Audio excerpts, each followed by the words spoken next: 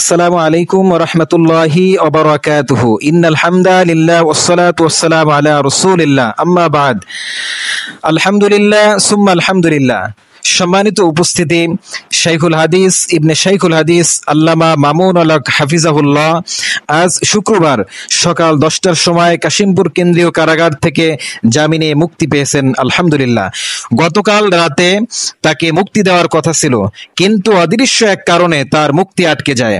প্রায় অর্ধশত মামলা তার নামে, একটা মামলায়ও তার দোষ প্রমাণিত করতে পারেনি। সমস্ত মিথ্যা মামলা। প্রায় 1111 দিন কারাগারে কারাভোগ করলেন।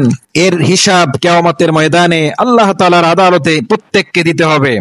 গতকাল রাতে কারাগারের সামনে মানুষের এত চাপ, এমপি মন্ত্রী এমনকি প্রাইম মিনিস্টারের মুক্তিতেও এত মানুষের চাপ আমরা কখনো লক্ষ্য করিনি।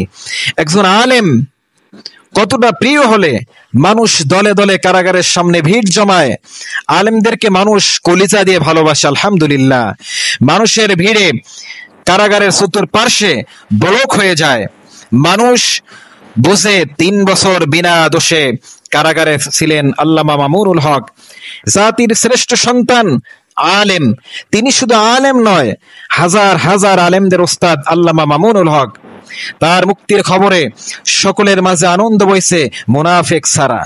সব শ্রেণীর মানুষ তাকে বরণ করে নিচ্ছেন।